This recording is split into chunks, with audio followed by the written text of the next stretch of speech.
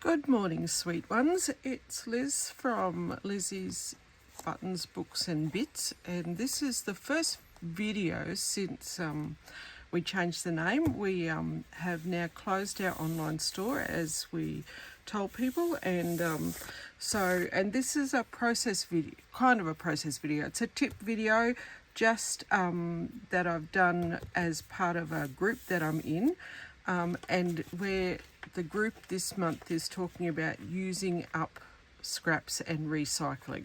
So we all have these bits of cut-offs that are left, and I put mine in a drawer that I keep. I don't normally let them get this big, but I have at the moment for various reasons.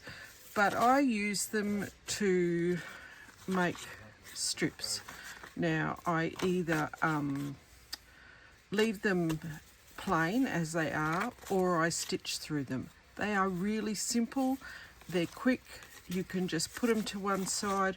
I do also use, I have a box which I was actually working on last night. Sorry, I'll just grab that. Oh, and we've just lost half of it. So I have a box of, and you can see there, this is now quite small. You know those bits that are just, they're pretty and you don't want to throw them out. So I made a heap of ATC backs last night, and I'm starting to put those together. That's one that's getting there. So it's just a way to use them up, gets them out of a big bundle. So the process for getting them to this stage is all the same, and then it's up to you whether you sew them or do whatever. So it's just a quick and easy way to do it. So I'm not good at process videos, but this one I think I'll be okay at, so we'll do it. You just need a piece of scrap paper. The thinner the better, because especially if you're going to sew through it.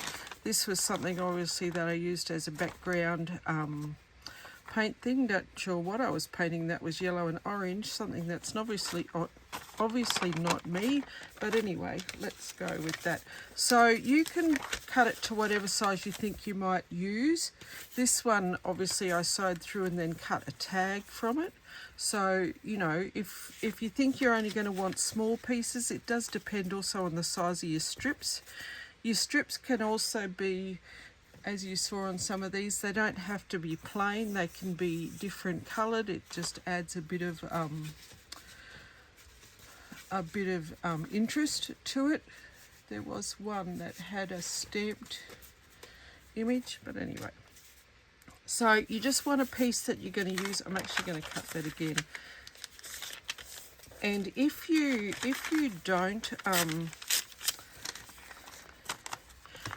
don't want, like I don't really want that orange and red stuff to show, so that's the side I'm going to glue on. I use a normal glue stick. I don't use a blue glue stick. I just use a normal one. Most things I use a blue glue stick. You put it on some scrap paper and you just glue what you want, and you start with your strips and you just put them down. You can ink them if you want to. I don't tend to, but I have done it. You can also do this with jelly print sheets. So it's just a matter of placing them on.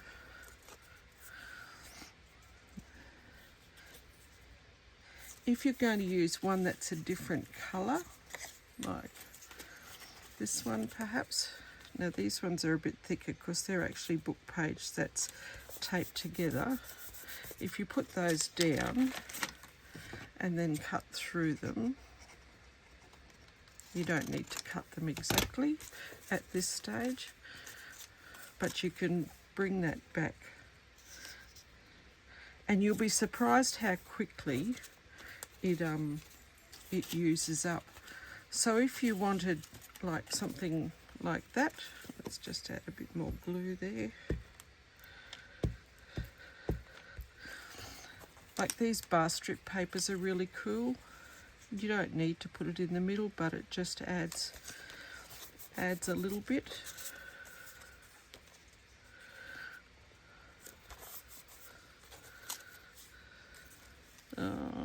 does need to stretch across the page. If you're going to sew it, it doesn't, but if you're going to glue it, it kind of does. Oh, I don't really want a purple one. If it's clean paper, you could use, you know, these ones that have a decorative edge, but I don't know that I'd use that one there. So, and the reason I don't do process videos is I often shake a lot. So that's it. So you can make them up and you just trim them down the edge of your page. You can use your guillotine. Because there's no glue off the edge of your pieces of paper, you can determine then whether what you're going to keep and what you think. I've got a little stash here from last night of pieces that that I think will take stamps for numbers or dates, this kind of thing. So I don't, these ones I won't keep, that one I will. That's something that must have fallen out of something.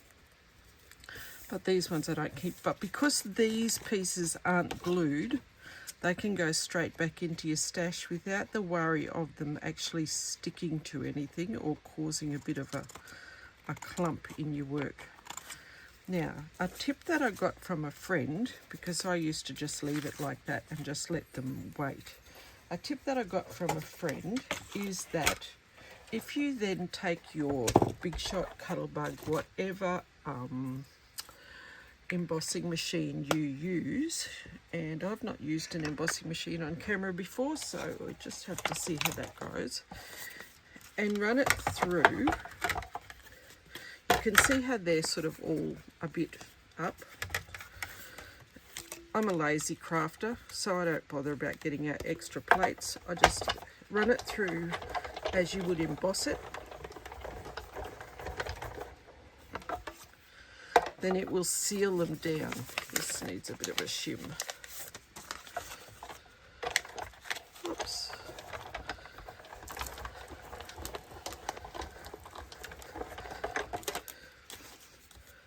So then it seals them to the paper. So you can then leave that for however long you want. You can then decide whether you want to ink it, whether you want to stamp on it, whether you want to cut it, use it as a tag. The other thing that's really nice is that they work really nice in your embossing folder. So put that in there.